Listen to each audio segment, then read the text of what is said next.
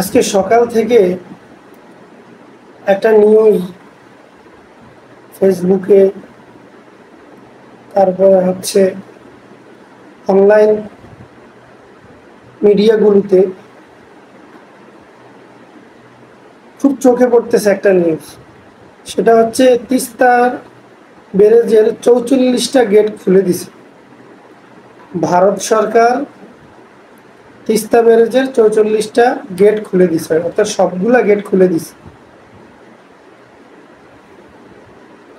এমনিতেও আজকে 2 দিন ধরে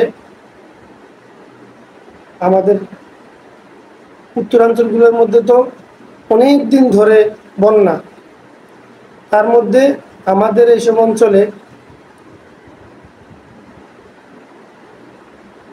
আজকে কয়েকদিন ধরে প্রচুর পরিমাণ বৃষ্টি হচ্ছে।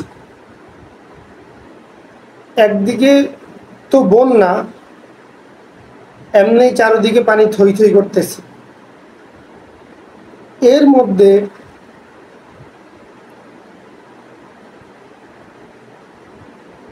তিস্তা নদীর যদি 44টা গেট খুলে দেওয়া হয়, তাহলে আমাদের বাংলাদেশের কি অবস্থা হবে। অলরেডি সিলেটের সুনামগঞ্জের ওইদিকে বিভিন্ন মিডিয়া থেকে যতটুকু দেখা যাচ্ছে ফেসবুকে বা খবরের নিউজ ফিডে, সেটা হচ্ছে অনেকে বলতেছে গলা পরিমাণ পানি, কেউ কেউ বলতেছে আমাদের এলাকায় বুক সমান পানি, কেউ বলতেছে কোমর সমান পানি। এখন তারা তো আমাদের বন্ধু দেশ, তারা আমাদেরকে পেঁয়াজ, রসুন, আদা, মরিচ, যত কিছু আছে সবে তো তারা আমাদেরকে দেয়।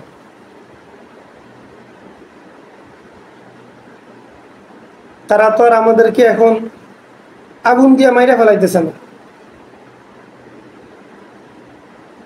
তারা তো আমাদেরকে পানি দিচ্ছে। আমাদের যে নাকটা এখনো ডুবে নাই, এই জন্য তাদেরকে ধন্যবাদ দেওয়া দরকার যে তারা আমাদেরকে আমাদের নাক সমান পানি দিছে, নাক ডুবে যাওয়ার মতো পানি দেয় নাই। এটার জন্য তো তাদেরকে ধন্যবাদ দেওয়া দরকার।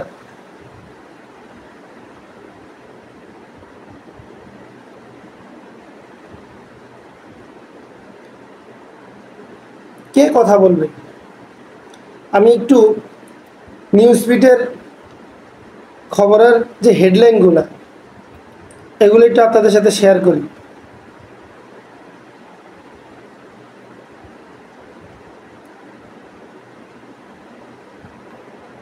তিস্তার পানি বিপদ সীমা ছুঁই ছুঁই, 44টি গেট খুলে দেওয়া হয়েছে। এটা হচ্ছে গ্রামের কাগজ অনলাইন নিউজ ফিডের। তারপরে আরেকটা হচ্ছে ঢাকাপোস্ট.com, বেড়েছে তিস্তার পানি, খুলে দেওয়া হয়েছে 44 গেট। নিউজ 24 বিডি, বাড়ছে তিস্তার পানি, খুলে দেওয়া হয়েছে 44 gate. BBC news, Teesta barrage, Bharat 44টি গেট খুলে দিয়েছে।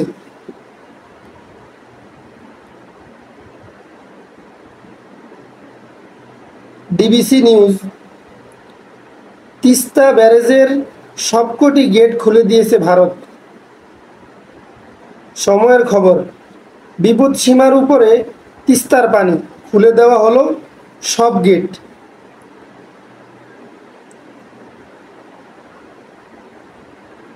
ডেলি ইত্তেফাক, পূর্ব ঘোষণা ছাড়াই সব গেট খুলে দিয়েছে ভারত। বাংলাদেশের 40 গ্রাম প্লাবিত।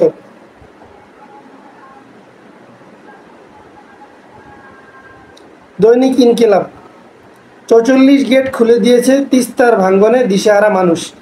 এখন সব, তারপরে RTV অনলাইন নিউজ ফিডে হেডলাইন হচ্ছে তিস্তায় পানি বৃদ্ধি, খুলে দেওয়া হলো 44 গেট। কারণ সব জায়গাতে এই যে সময়ের কণ্ঠ, ডেলি নিউজ, দৈনিক আজকের দর্পণ, এই সবগুলোর মধ্যে ইনকেলাব, এবি নিউজ 24, সবগুলোর মধ্যে শুধু একটাই খবর যে তিস্তার গেট খুলে দেওয়া হয়েছে। এখন এটা নিয়ে কে কথা বলবে? কারণ তারা তো আমাদের বন্ধু। যেই সময় পানি দরকার ওই সময় আমরা পানি পাই না, আর যেই সময় আমাদের পানিটা আমাদের জন্য বিপজ্জনক সেই সময় আমাদের নাক পরিমাণ পানি দেওয়া হয়েছে। এটা বন্ধুত্বের কি ধরনের আচরণ? বন্ধুত্বের আচরণ যে এত মধুর, সেটা কেউ যদি বাংলাদেশে বসবাস না করে আর ভারতের সাথে বন্ধুত্ব না রাখে, তাহলে সেটা কেউ কোনোদিন বুঝতে পারবে না এই বন্ধুত্বের গভীরতা কতটুকু। না, এখন তারা যদি আমাদেরকে পানি না দেয়, তারা চিন্তা করছে যে আমরা মাছ কোথায় চাষ করবো, আমরা ইলিশ কোথায় চাষ করব। যেই সময় আমাদের পানির প্রয়োজন নাই, তারা ওই সময় আমাদেরকে পানি দিয়ে বুঝাইতেছে যে এখন যদি তোমাদেরকে পানি না দেওয়া হয় তাহলে তোমরা ইলিশ চাষ করবা কোথায়। আর এই দিক দিয়ে আমাদের বাংলাদেশের মানুষ নাক সমান পানি নিয়ে সাঁতরাইতেছে। এখন অনেকে বলতেছে আমরা এখন কি করব? কিচ্ছু করার নাই, চুপ কইরা গুপ্তি মাইরা মাইনা নিতে হবে, কিছু বলাও যাবে না।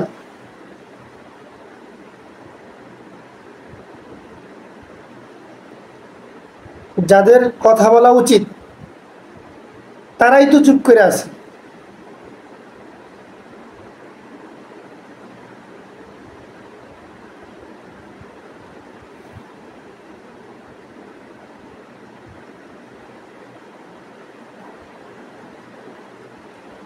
তারা আমাদের দেশের উপর দিয়ে রেল লাইন নিতেছে, আমাদেরকে পানি দিতেছে, সব তো আমাদের দেশের উপরে দিয়ে যাইতেছে, সব আমাদের দেশের উপরে দিয়ে। এখন যতক্ষণ পারবেন সাঁতরাইবেন, না পারলে কলার বেড়া বানাইবেন, না পারলে নৌকা বানাইবেন, তাও যদি না পারবেন মরা ছাড়া উপায় নেই।